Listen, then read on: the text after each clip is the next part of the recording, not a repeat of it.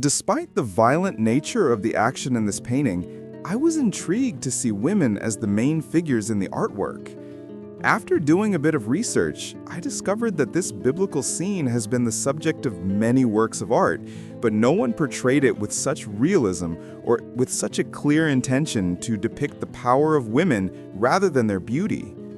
Judith's firm grip on the sword is centered in the painting to immediately draw the eye to the bloodiest part of the scene.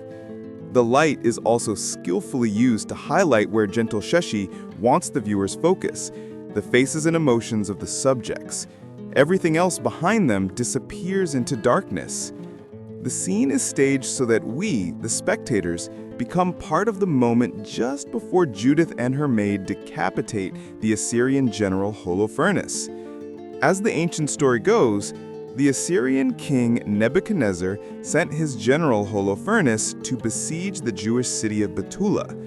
Judith, described as a beautiful young widow, decides to save her people by killing Holofernes herself. After reciting a long prayer to God, she dresses in her finest clothes to seduce him.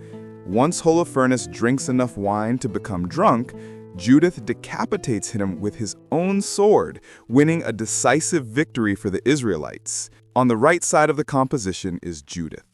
She wears a golden dress and her hair is tied in braids. She leans to the left, our right, during the vigorous act of decapitation. If we observe Judith and Holofernes' head, her left hand is beside his face, and her fingers seem to be gripping his hair. We can see the hair through her fingers to keep his head steady while she holds the sword in her right hand and twists her wrist to sever his neck. To the right of Judith, our left, and a little farther back is her maid, Abra, portrayed as a young woman. She wears a dark blue dress, and her hair is wrapped in a white turban. She faces the dying Holofernes, whose right arm is raised as he struggles. His half-closed hand rests just below her chin. Holofernes lies on a bed with white sheets, a red velvet blanket, and a white sheet covering his body. His head is turned towards us, the viewers, and hangs almost over the edge of the bed in the foreground of the composition. Here, several streams of blood, almost like extensions of the sword's blade, flow down the bed to the floor, out of sight. Blood also gushes from Holofernes' neck, staining the sheets beneath his bare shoulder. Moreover, an important detail to mention is Judith's armband on her left arm, representing Artemis, the Greek goddess of the hunt and chastity, among other traits. In Judith Slaying Holofernes, the background is darker than the figures in the foreground, which seem illuminated as if by a spotlight coming from outside our field of vision, casting deep shadows. Although the figures appear lighter in skin tone because of this light source, there is an equal projection of shadow, thus emphasizing the drama. For example, the women's faces are half lit and half in shadow. This contrast is also evident on Judith's arms. Additionally, the figures are painted in three primary colors: Judith's yellow gold dress, Abra's blue dress, and Holofernes' red blanket. These colors create contrast against the dark background, while neutral tones are formed by the skin and sheets. There are several implied textures in Judith Slaying Holofernes, such as the velvety texture of the red blanket over Holofernes, and parts of the sheets which also appear to be velvet. The mattress beneath him forms a horizontal line and also serves to create the subliminal message that he committed a sexual crime. This is reinforced by the fact that the lower part of his body remains wrapped in the sheets, while the rest of the bed is clearly unmade. The women's dresses seem to be made of soft, silky material, and a textured pattern can be seen on Judith's gown. All three figures have smooth skin tones. The women appear voluptuous, and Holofernes has a more muscular definition. There is a predominance of diagonal lines created by the figure's extended arms and by Holofernes' raised kneecap. These lines are called directional lines, which lead our gaze to the focal point, Judith and Holofernes' head. They also create a sense of movement or rhythm, further emphasizing the ongoing action. It is possible to see life leaving the man's eyes, the tense looks on the women's faces, and the blood splattered in the foreground, displaying the intensity of the scene and its emotions. Gentileschi painted the same scene twice at different times. The second version was created after years of refining her skills and was likely commissioned by the Medici family, as it dates from her time in Florence. It is more detailed and violent, and it bears her signature in the lower right corner. Artemisia Gentileschi was one of the leading female artists of the Baroque movement and is remembered as one of its most successful figures. Her paintings portrayed scenes of women described as heroines, embodying qualities of strength and bravery. Her mastery influenced scholars and contemporary artists such as Linda Nochlin and Judy Chicago. Artemisia Gentileschi was born on July 8, 1593, and died around 1656. She was born in Rome. Her father was Orazia Gentileschi and her mother Prudentia Montoni, who died when Artemisia was still young.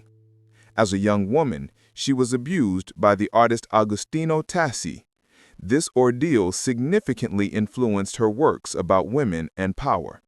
She was also accepted into the Accademia delle Arti del Disegno as its first female member and received numerous commissions throughout her life from important figures such as Cosimo II de' Medici, the Grand Duke of Tuscany.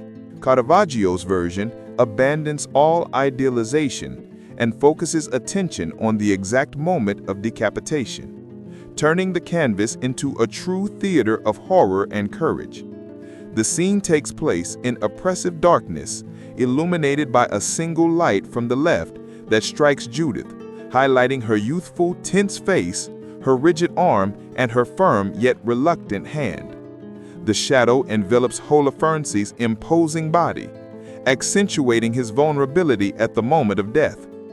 The scimitar has already pierced the flesh, and the painter depicts the blood with shocking realism. A red stream gushes from the wound, but the blade has not yet completed the cut, freezing the scene at its most tragic instant.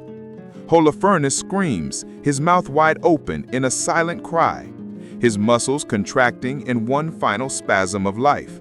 The painter captures an expression that is a mixture of disbelief, terror, and pain, a masterpiece of psychology and narrative tension. His glazed eyes already seem to belong to the realm of the dead, yet his body still resists. Judith, on the other hand, is the opposite. Her face is contorted in a grimace of tension, her eyebrows slightly furrowed, her body stretched backward as if distancing herself from what she is doing. She is not an exalted warrior, not a fierce avenger. She is a woman who knows she must carry out a necessary act, yet she is disturbed by it. While Caravaggio portrays a hesitant, almost passive Judith, Artemisia paints a warrior heroine, far from fragile. Two different approaches, but both incredibly powerful.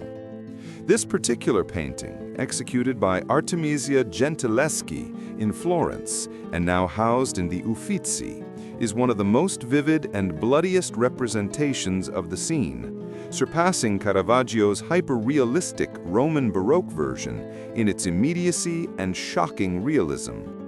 Artemisia was certainly familiar with Caravaggio's paintings on the subject. Her father, Orazio, who trained her artistically, was both a friend and artistic follower of Caravaggio.